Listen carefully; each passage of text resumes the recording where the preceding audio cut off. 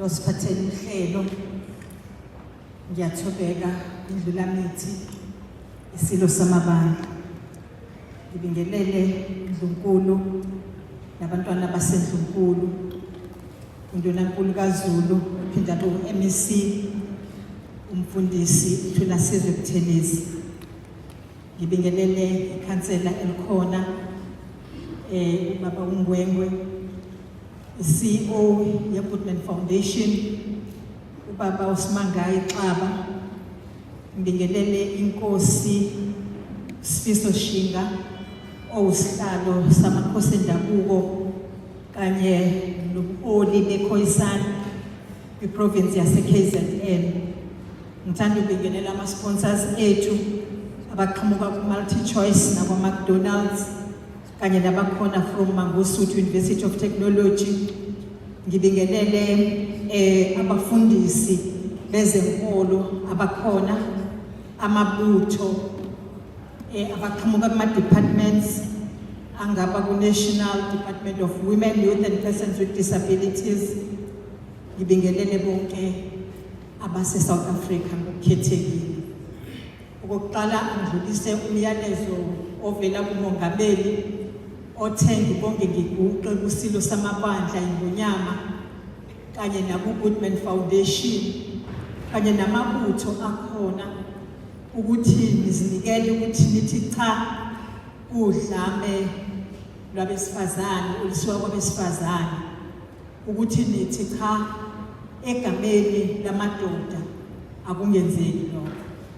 Imashike yanamuhla akuyona nje imashi yamadoda kuphela, kodwa yimashi ehlanganisa isizwe sase-South Africa.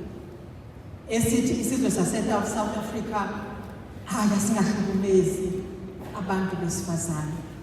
Iholwa i-Goodman Foundation, u-CEO wayo ubaba uSimangayi Xaba.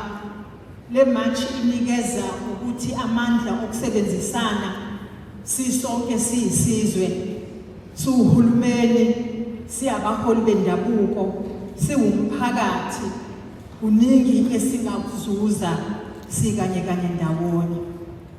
Namuhla sikhuluma siphumile ngobuntu, and sikusho lokhu sikusho kahle, siholwa inkosi yethu His Majesty King isiZulu kaZwelithini othi akungenzeki phansi ngodlame bantu bami. Sizelana ukuzothi hayi egameni lamadoda, hayi egameni labantu bakwaZulu, sizothi thina ngokwethu siqhuba isithunzi nenhlonipho kanye nejustice. Esikushoyo ukuthi abantu besifazane bawumgogodla, bayigazi kanye labantu base-South Africa. Ibona abasiphathela amasiko ethu, ibona abasakhela imindeni yethu, ibona abasakhela isizwe sethu. Kodwa ke angeke ukuthi kunjalo bese bebuka udlame babesodlameni. Sikusho lokhu ngoba i-Human Science Research Council isibukele kakhulu yabeka i-prevalence study ekhombise ukuthi 41% yabantu base-South Africa besifazane bayaba sodlameni. Yabuka ukuthi abantu besifazane basemakhaya kuma-rural areas nabo bayaba sodlameni. Yabuka ukuthi abantu besifazane ikakhulukazi labo abakhubazekile bona udlame lwabo luphindeka kabili. Abaningi babo abaphumi ukuyoripota nokukhuluma ngodlame abakulo ngoba bayesaba, futhi kubukakala sengathi kungaba nestigma, abathembi kahle lokuthi bangasizwa. Study sethu sikhombise ukuthi namuhla abantwana abaneminyaka ewu-10 kuya ku-14 bayakhulelwa, bakhuleliswa abantu abadala, ikakhulukazi kungahlanganisa nanothisha, kodwa futhi kungahlanganisa nento eyenzeka emdlameni emndenini. Sizothi years akakwazi ukukhulelwa uwumntwana. As a result bagcina bebeletha abantwana futhi nabo abane-disability. Abanye babo bakhuleliswa abazali babo, ubaba akhuleliswe indodakazi yakhe. Sizothi akukwazi ukwenzeka lokhu egameni labantu labesilisa. Lena ibetreya ubuntu bethu, ithina labo ababelwela inkululeko abakakhoni ukuthi bangajabula. Yingakho sijabula uma isilo samabandla siphuma ngokwaso sizothi cha, hayi esizweni engisibolayo. Ukuhlukumezeka kungaba semzimbeni, ukuthi umuntu wesifazane ashaywe noma abulawe. Uma ngiphuma kithi kwaGcaba la ngizalwa khona, akekho owayesangishaya. Uma ngiya ekwendeni angikwazi ukuqala phansi ngibe umntwana. Uma kukhona la siphambane khona nobabuchikunga omunye ubaba njengashada naye omuhle bakwethu muhle, akakwazi-ke abesebona umntwana kimi, akakwazi ukubona umuntu azomshaya. La kuphambaneka khona singahlala sikhulume, la kuphambaneka khona saphuma emakhaya phela sesingabiza umndeni sizokhuluma kuyindaba esidinga umndeni, kodwa ayidingi isandla. Uma ngabe sibuka akunabantwana, in fact abanye ukuhlukumezeka ku-sexual bakwethu, umuntu wesifazane noma ngadakwa alale emgaqweni akusho lokho ukuthi ucela ukuthi bese silala naye. I-rape ukudlwengula lokho. Uma ngabe kufanele silala sivumelane nje kahle, noma ngabe ngiyakwabela akukwabele nje sivumelene. Ungabi nedluzula, sivumelane nje kube kuhle, uphume uhambe nawe, kodwa kungabi ukuthi kunendluzula. Uma ngabe isikhathi lesi sithi abanye abantu besifazane kuhlukumezeka kukwezomnotho, ngihambe ngemsebenzini bese kuya kube ukuthi le mali ithathwa ngenkani. Cha, asihlale sikhulume sivumelane ukuthi imali yala ekhaya isetshenziswa kanjani kanye neyami. Kodwa futhi okunye ukuhlukumezeka athi uma sesibona ukuthi engathi amaphoyisa yeseyazi bese kube ukuthi nje vele la ngifela ukukhona ngibizwa ngamagama lomfazi lona lesi silima lesi uyabona nje uzobizwa nangomzimba wakho ukuthi uyabona wena akusinjalo ukuhlukumezeka lokho. Awubandla ngibize nje ngoMagcaba noma isithando sakho kuyangijabulisa lokho.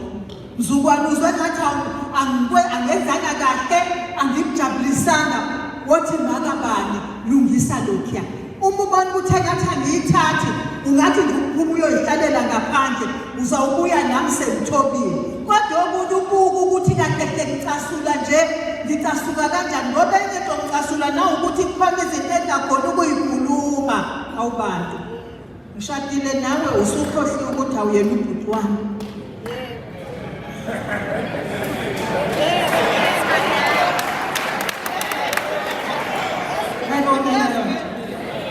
Ukuseni ngiyacula mani kuhle la ekhaya. Mfowethu uyacula. Ngoba kubuhleke lapha ekhaya kodwa sivumelene sekusho ukuthi singalimazani, singashayani, kodwa futhi singacwasa. Uyabona ngingesabo ukuthi ngihamba nabanye omama uma kuqhamuka ubabuchikunga angangibiza ngamagama. Hayikhona akangenze ngifike ngunkosikazi ngoba ngumfazi wachikunga. Siyajabula kakhulu sihlanganile kanye nabaholi bendabuko silapha ePitoli njengamashini sihlalo bakhuluma izinto abathi asibuke, enye yazo bathe asambe ke siyobuka iforum yama-queens abashade namakhosi. Ngiyithandile leyo ngathi kufanele siyithathele phambili, but also okunye njengoba esho oqhamuke e-university ukuthi i-study sethu sikhombisa ukuthi abantu besilisa mhlawumbe la kusuke kungekho nokudla ekhaya babe sebeba nodlame. Siyacela sihoba basikhulume nabantwana bethu. Uyazeka into okufanele sibaprepare abantwana bethu i-disappointment ukuthi ngelinye ilanga empilweni kuzoba ne-disappointment. Ngaphandle ngizofika ekhaya uma wabantwana bami ajabule ngami enganike umntandisa umshado wethu saka i-relationship yethu ngoba i-study sithe abaningi i-gender based violence yenziwa ama-intimate partners. Namhlanje umuntu kuba kuchiphunga kodwa mhlambe lengake ngadlula kuye ayitshela ukuthi angeke aba umamchiphunga ngikhona kungamane kufiwe bese sekuyafika. Akukho umuntu ukona onengane yentombazane othi mina yami ingane yentombazane iyobulawa uhusband wayo noma uyobulawa uboyfriend wakhe njengoba usho kanje ngengane yentombazane nalo onaye abakubo basho njalo. Ngakho-ke sithi no to gender based violence. Sithi la kwenzeka khona asibe siwumphakathi sithi cha hayi akungenzeke egameni lamadoda ngoba i-gender based violence yenziwa umuntu kusho ukuthi futhi umuntu angayistopha i-gender based violence.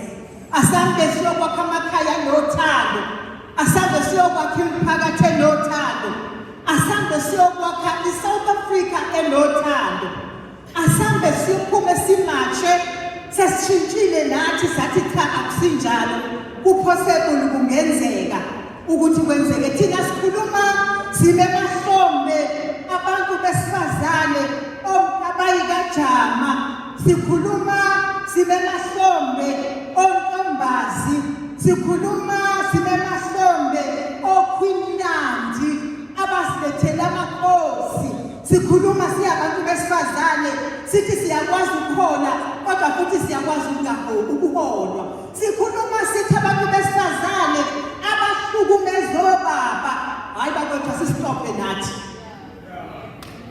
sisitophe nathi uma siyabantu besifazane sihlukumeza obaba asistophe.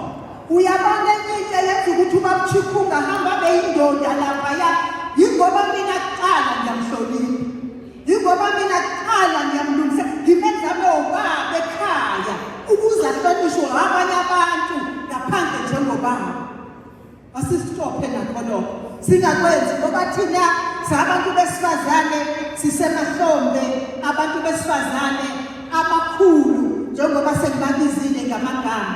Sengiyohlala phansi namuhla ngokusobala sibuka siwitnessa ukuthi njengoba eshilo umongameli wezwe ukuthi singasebenzisana siyi-private sector, siyi-government, siwubuholi bendabuko, siwubuholi bey'nkonzo, siqhamuka ko-McDonald's, siqhamuka ko-MultiChoice, siqhamuka ko-PRASA, siqhamuka ko-Sanral, siqhamuka kuMngeni Water, siqhamuka kuMangosuthu University, siqhamuka siyamabutho, siqhamuka siwumphakathi, singasebenza thina ndawonye sithi phansi ngodlame lwabantu besifazane.